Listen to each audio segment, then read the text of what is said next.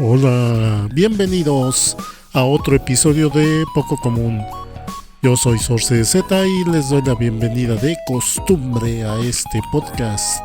Y este que es el episodio 268 de Poco Común, donde pues ahora hablaré un poco de nostalgia, pero también de cierto tipo de contenido que se creaba en Japón.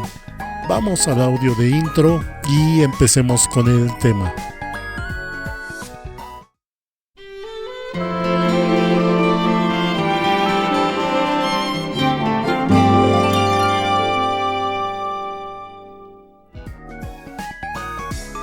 Y bueno, pues no fui muy específico ahora sí a la hora de describir de qué me trata este tema. Pues más que nada el tema de ahora pues va a ser sobre los finales de los 80s y sobre todo los 90s en Japón.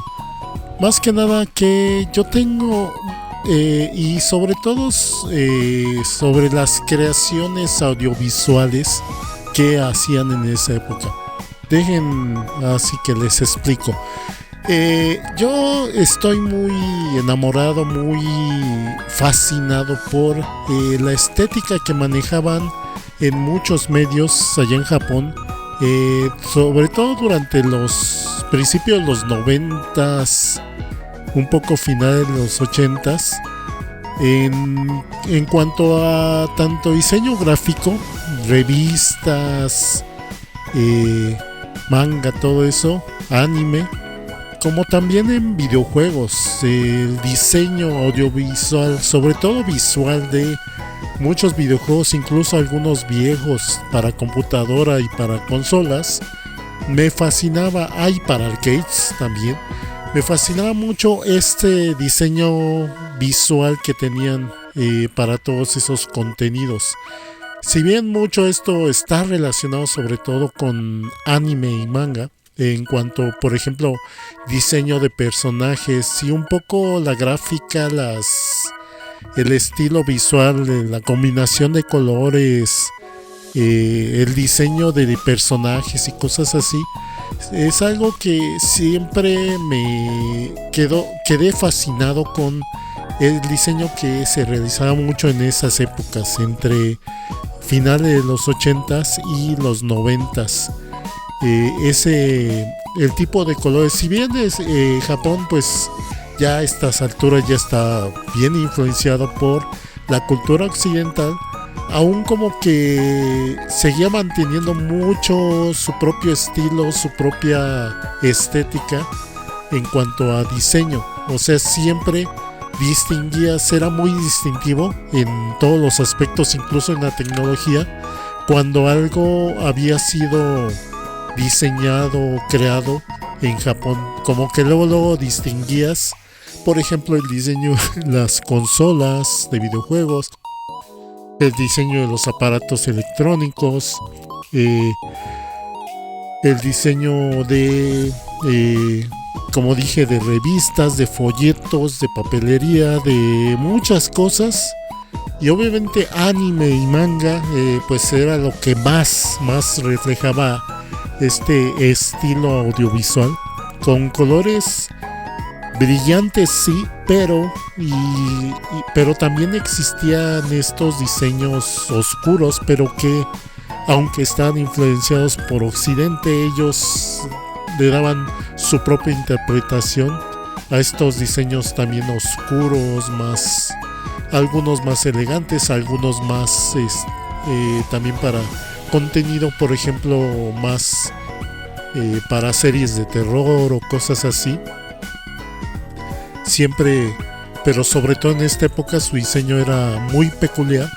Y en cuanto, por ejemplo, al diseño de personajes en anime, que es algo que siempre me ha fascinado de esta época, de anime o estilo anime, porque también hay muchos videojuegos que pues lanzaron exclusivamente para Japón, tenían muchos diseños de personajes creados específicamente para videojuego. Por ejemplo, Aquí hago un paréntesis para mencionar esta serie de anime 16-bit Sensation, esta serie que sacaron, creo que fue a finales del 2023, principios del 2024.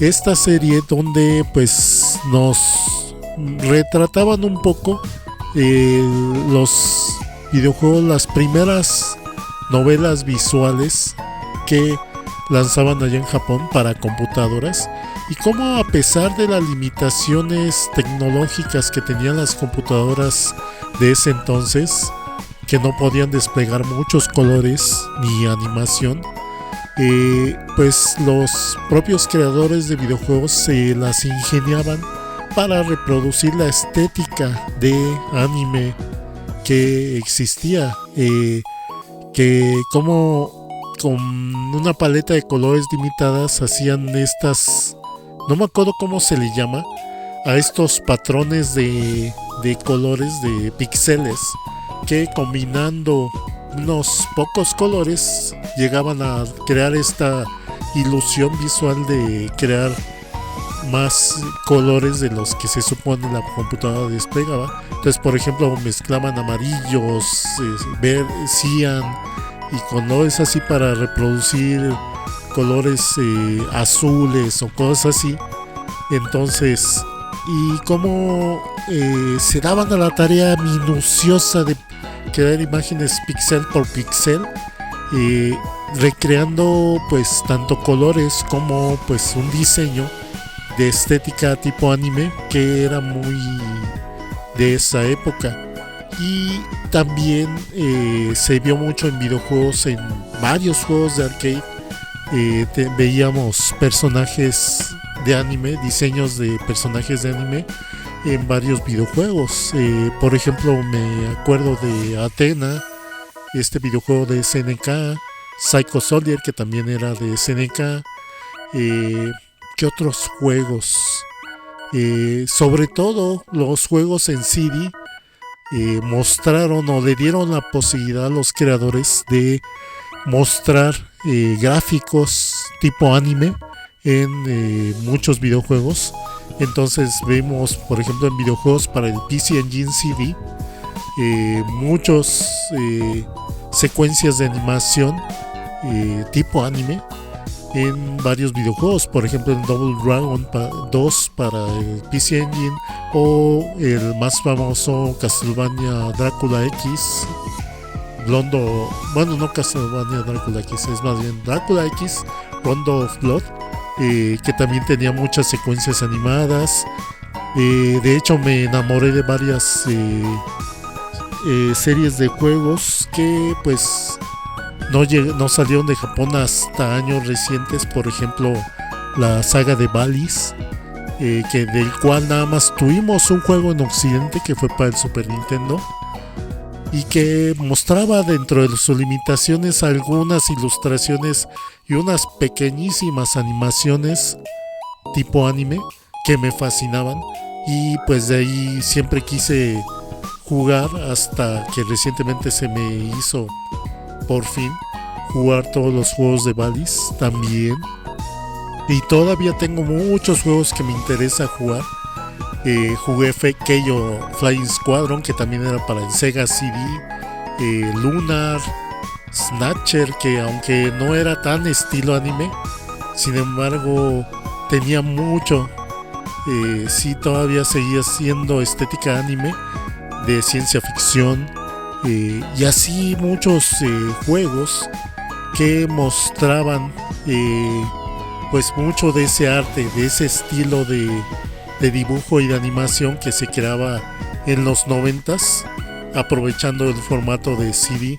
Y también pues esto se ve reflejado también en mi fascinación por muchas de las series de anime que se lanzaron en esta época, porque hay que dar una distinción de que yo, aunque tenga un sesgo un poco por nostalgia, también hay que mencionar que tiene algo distintivo el tipo de animación que se hizo a mediados de los 90s, donde Por ejemplo, siempre ha habido ciertas tendencias y estos estilos de dibujo y de animación que pues así que los creadores menos hábiles y, y los estudios que trabajan así que con cierto formato muy genérico, siempre ha habido esto de imitar cierto formato en todas las épocas, pero actualmente eso está demasiado prevalente.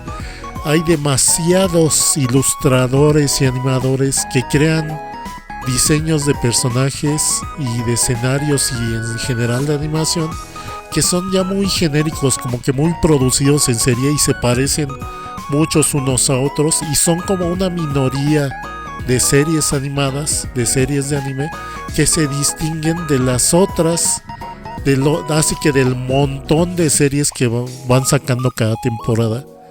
Y eso pues como que ya ver cada temporada lo mismo en cuanto a diseño de personajes y en cuanto a animación, pues ya no te impresiona, ya no te llama la atención. Y cuando ves algo que resalta, que se distingue de los demás, pues al menos eso te hace apreciarlo más. Y en el caso de la animación de los 90, aunque como dije, también había mucha animación que se imitaba unas a otras, como que había más espacio y se dieron más oportunidad de que los propios creadores, diseñadores de la animación fueran más experimentales y sobre todo que expresaran su propio estilo de animación, su propio estilo de ilustración y de diseño de personajes que aunque seguían más o menos un estilo muy similar en cuanto a lo que se manejaba en la época, como que sabías o se notaba más qué diseñador de personajes, qué animadores crearon cierta X o Y serie.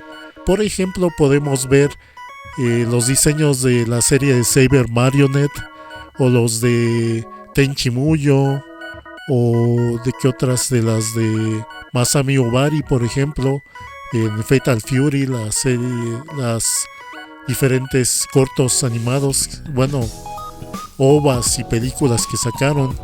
¿Qué otros animadores? Bueno, ahorita se me escapan, así que muchos de los que había. Por ejemplo, lo que fueron las películas y ova de Ranma tuvieron un diseño también de personajes y de estética muy peculiar, muy específicos de esa época.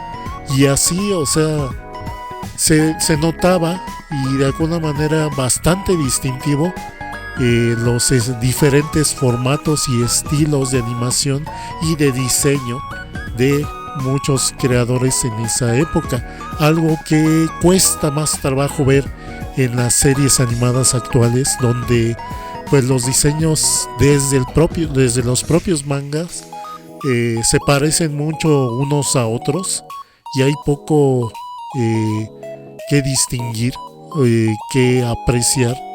Entonces son muy pocas las series que resaltan precisamente por su propia personalidad que le imprimen al diseño, a la animación. Muchas pues simplemente siguen el mismo formato y nada más cambian que el tipo de cabello, cambian la ropa, pero sigues viendo exactamente el mismo diseño de personajes que ya has visto en quién sabe cuántas otras series. Y aparte está el detalle de que pues la animación actualmente está hecha completamente digital, o sea, ya los animadores, dibujantes trabajan directamente en una tablet, aunque sí, todavía hay uno que otro que pues dibuja también pues así que en papel y todo, pero son la minoría. La mayoría pues por eficiencia de trabajo pues trabajan en una tablet y pues usan las herramientas de diseño, de ilustración, dando patrones, coloreando y todo esto, que pues está bien que tengan estas herramientas, pero lo malo es que no saben sacarle jugo en cuanto a pues ser creativos con estas herramientas, sino más bien muchos terminan simplemente usándolas para facilitar y hacer más rápido el trabajo. Entonces, pues sí, muchos animadores, muchos dibujantes terminan simplemente repitiendo cierto estilo, formato de, de ilustración que se ha ido usando con series anteriores, con películas anteriores. No tanto con películas, pero sí sobre todo con series.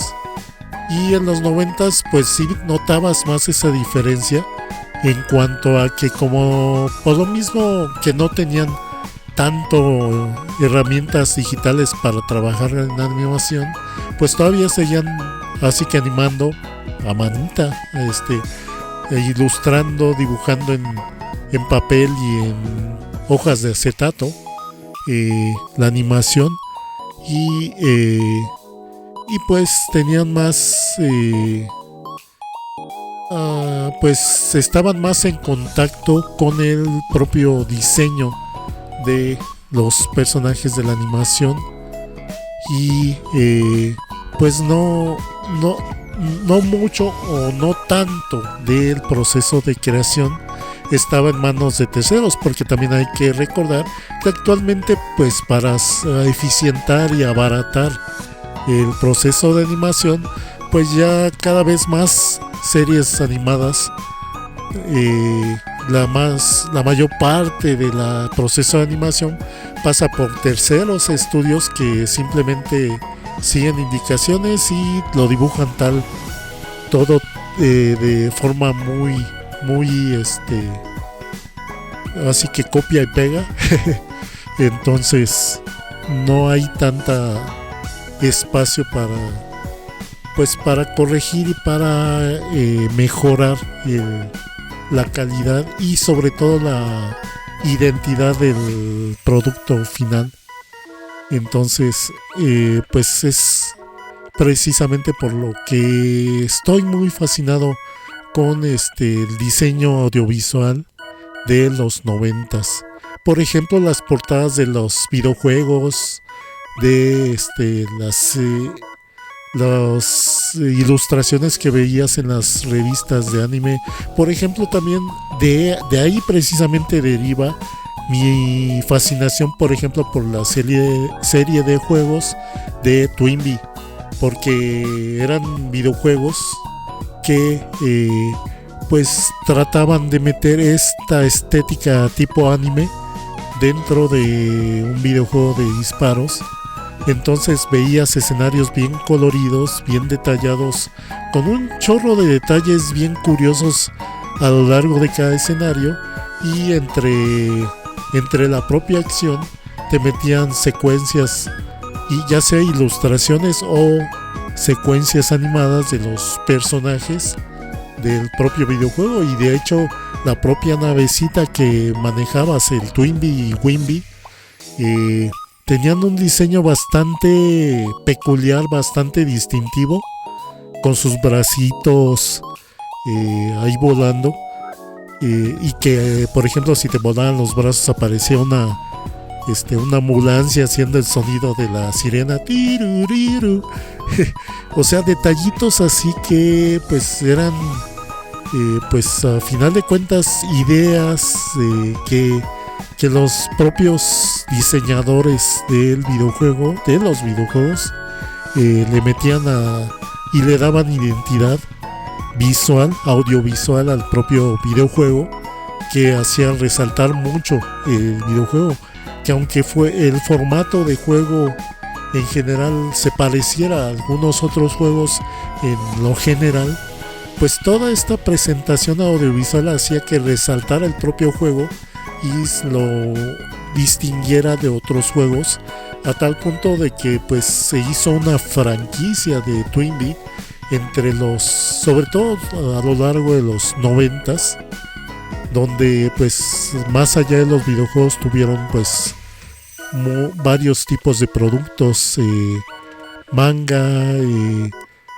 figuras de acción, stickers, y un programa de radio, una radionovela que se estuvo transmitiendo por varios años. Entonces, pues es algo que pues fue producto precisamente de este estilo que manejaban en el anime y en los medios en general en los 90s, algo que aunque crearan en la actualidad, y de hecho se crea cosas similares en la actualidad, no tienen el mismo tipo de identidad tan fuerte y tan distintiva.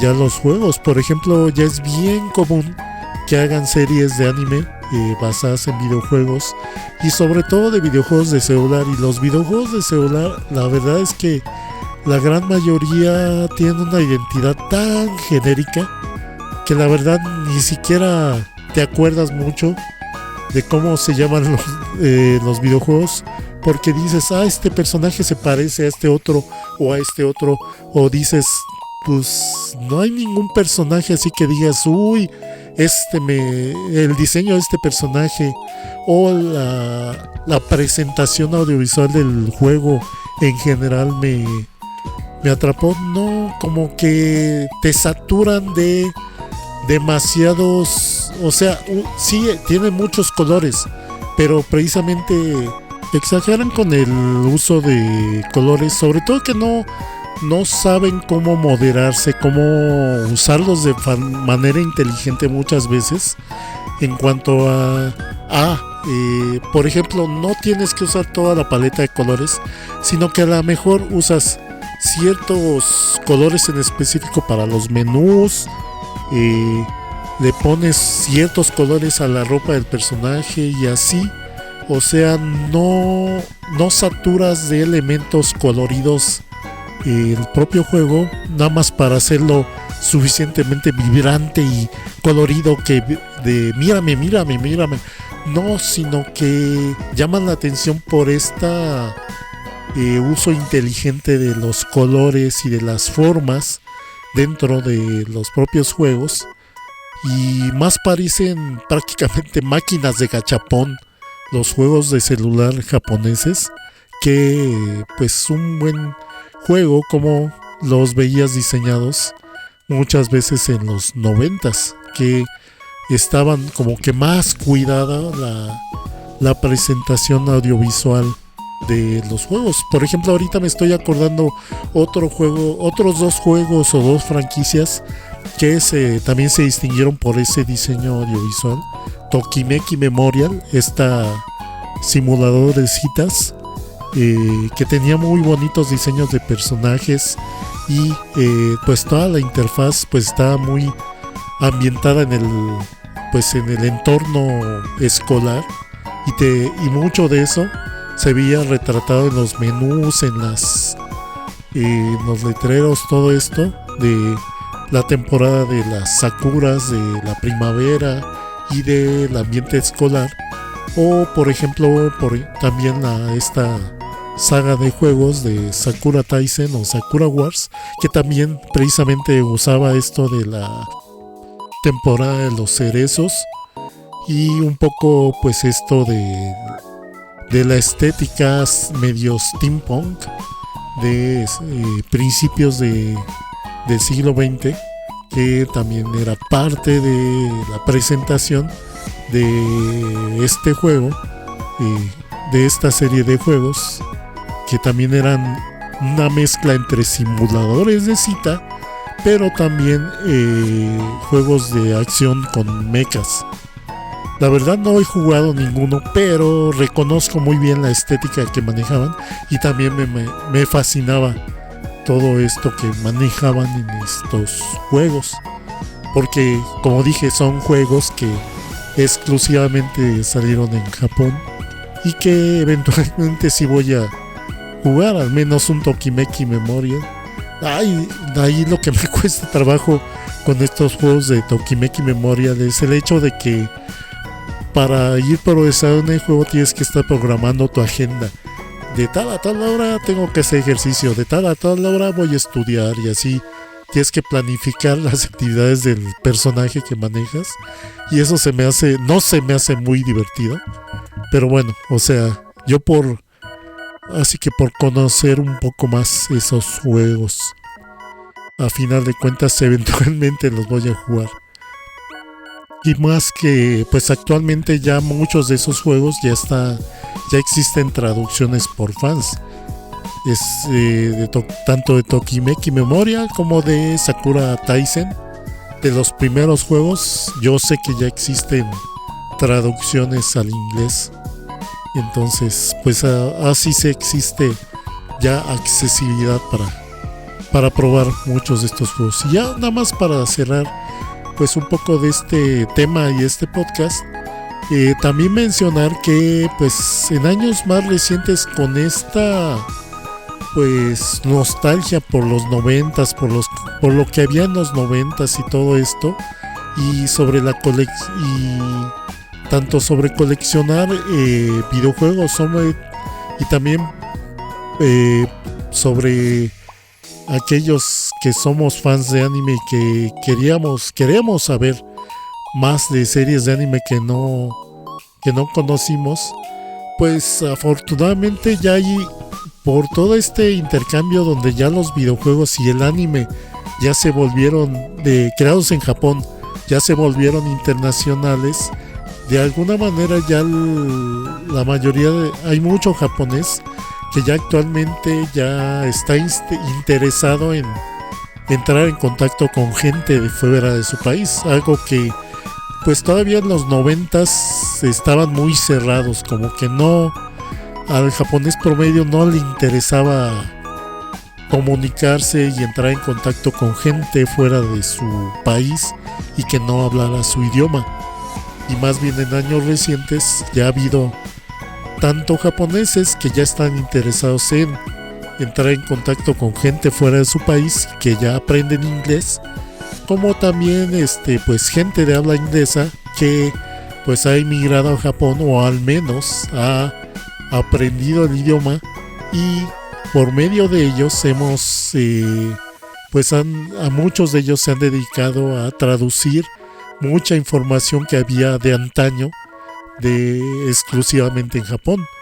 Por ejemplo, información o entrevistas y artículos de mucha índole que solo estaba escrita en japonés, sobre series de anime, sobre videojuegos y sobre otro tipo de cosas, eventos que hubo en los 90s, en los 80s, que de alguna manera por fin podemos saber cuál era la perspectiva y cómo era la opinión de los japoneses de esa época, y también pues conocer los creadores de videojuegos, de anime de esa época, y sobre todo poder finalmente tener acceso a versiones traducidas de muchos videojuegos y de muchas series de anime que pues hasta la fecha no habíamos podido ver por la barrera precisamente del idioma, que pues era información que solo así que se quedaba en Japón, y pues muchos que estábamos interesados en conocer de los videojuegos y del anime que se producía allá, pues nunca pudimos o tuvimos mucho acceso a información de allá. Entonces también por eso es que actualmente se está pudiendo rescatar mucha información de muchos videojuegos, de muchas series de anime de los 90 que pudieron haber sido muy buenos, pero que debido a que se quedaron en Japón, pues, y que estaban hechos exclusivamente en el idioma japonés, pues no conocimos más allá de algunas ilustraciones o de algunos artículos por ahí perdidos que mencionaban los juegos o las series de anime.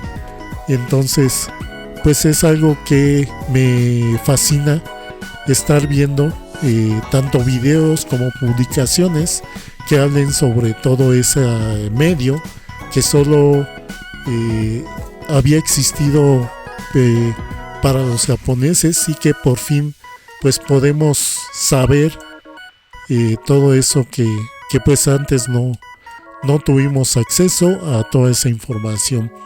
Entonces también por eso, pues así que me alegra que cada vez esté abriendo más esa información, y pues eso me remitió precisamente a toda esta fascinación que he tenido desde que se generó todo este contenido en los 90s, y que siempre he querido pues tener acceso a todo esto. Entonces por fin estamos empezando a tener acceso a muchos de esos videojuegos y a muchas de esas series de anime que pues no se habían podido traducir. Y bueno, y pues ya con esto pues voy cerrando entonces este podcast. Vamos al audio de cierre y regreso con las despedidas.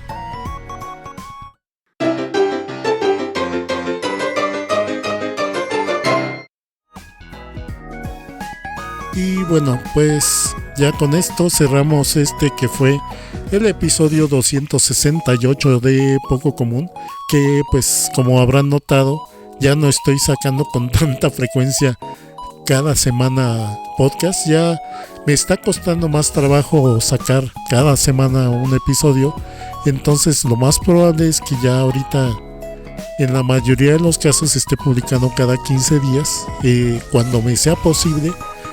Y cuando tenga tema que me interese comentar, sacaré a lo mejor algún episodio entre semanas o a la siguiente semana. Pero en general esperen pues que cada episodio ya se esté publicando cada 15 días. O bueno, cada 14 días, porque sería cada 2 semanas. Digo nada más para mencionárselos. Les recuerdo que este audio, este podcast, se publica los martes en la noche, o a más tardar el jueves, pues lo más temprano posible.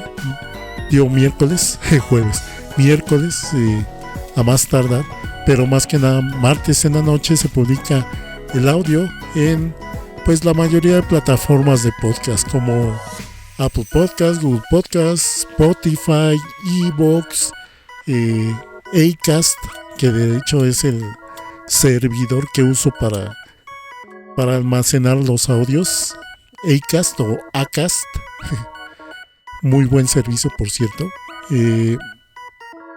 Y pues es donde pues, y en muchas otras plataformas de podcast pueden encontrar este podcast. Simplemente búsquenlo como Poco Común. También les recuerdo que pues este podcast se publica en formato de video entre los sábados o domingos. Se publica la versión en video de este podcast en mi canal en el canal de YouTube de Nerdulería. Busquen Nerdulería en YouTube. Ahí es donde pues está la versión en video de este podcast, que la playlist también está disponible en mi canal de YouTube Sorcerer Z. Y pues también les recuerdo que tengo mis redes sociales primero. Mis redes sociales que pueden contactarme por Facebook y Discord como Sorcerer Z. Entonces para que la recuerden y si les interesa me manden un mensaje pues por esos medios. También les recuerdo que tengo pues hago streams, transmisiones en vivo de sesiones de juego en Twitch. En Twitch es donde tengo mi canal, que es Sorcerer Z, pero solo con la letra Z al final, Sorcerers en Twitch. Y estas transmisiones en vivo son los miércoles y domingos a partir de las 10:30 p.m. hora central de México, para que se animen a acompañarme pues en vivo. Así que estar ahí conversando y estar jugando una partida de videojuego. Y bueno, pues ya con estos anuncios pues que siempre doy, pues también recordarles que este podcast es parte de los colectivos de podcast La Nerdulería y Encod y la podcastería La Nerdulería.